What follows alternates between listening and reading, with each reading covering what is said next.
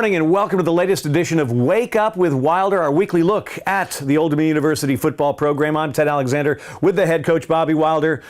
You got to feel a little better today, Coach. First W in a while. Defense pitches its first shutout. Good performance. Yeah, it was really exciting, Ted. Obviously, we didn't want the game to be that close. We wanted to be more productive on offense. But the fact the defense got the first shutout in program history, we did not turn the ball over. Huge. That was big. We hadn't won the turnover battle all year, not in one game. We tied UMass 0-0, but we hadn't won the turnover battle, and we won it in this game. So that was a big step forward for this program. When it comes to moving forward, this, of course, in the standings only counts as one victory, but I would think around the halls and on the practice field, it's maybe a win and a half. Yeah, it was. The locker room after the game, Ted, the excitement level within the locker room. We could tell the kids just felt a sense of relief yesterday. And what I tried to keep harping on them is that we got to keep getting better. We got to keep practicing well. We got to keep preparing well, doing those things. And the last 3 weeks, Ted, going back to the Western Kentucky, North Texas, and this week,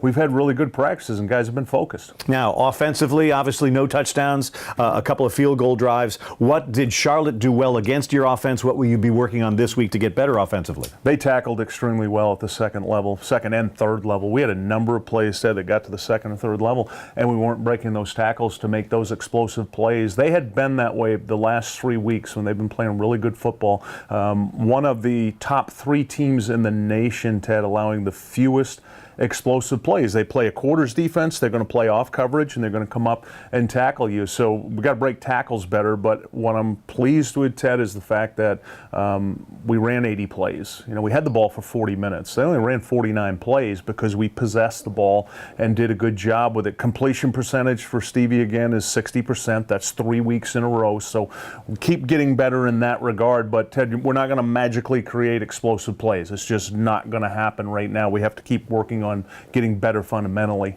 Defensively, obviously you pitched the shutout. When you looked at the tape, who really stood up for you other than all 11 and all 15 or so that played? Well, the number one thing that happened, Ted, and we covered it this morning on Anatomy of a Play, is how we defended the zone read option. Coach Nagy and his staff had an outstanding game plan, 4 different ways to show Hassan Klue, their quarterback, a different look on the edge of who would take him. If he pulled the ball from the running back, well, who was going to be there? Was it a DN? Was it a linebacker? Was it a safety? Was it a combination of both? So we really confused him, held him from 200 yards, which he normally gains, to 93 yards overall in this game. So it was a phenomenal team effort, Ted. We kept our regular substitution patterns, the D linemen playing, the linebackers, and everybody pitched in on this one. All right, turn the page. Off to Miami this week for a game against the Panthers of FIU, an improved squad under new head coach Butch Davis. Yeah, I put them in the same category as Florida Atlantic in terms of improvement, or UAB in terms of improvement. Last year we beat them by 14 at home. They were a 4-8 team last year. This year they're 6-2. They're 4-1 in the league. They've won 3 straight games. They really started it off, Ted, coming home from Middle Tennessee, who beat them by 20. They upset Tulane at home, and everybody kind of looked and went, wow, that was impressive.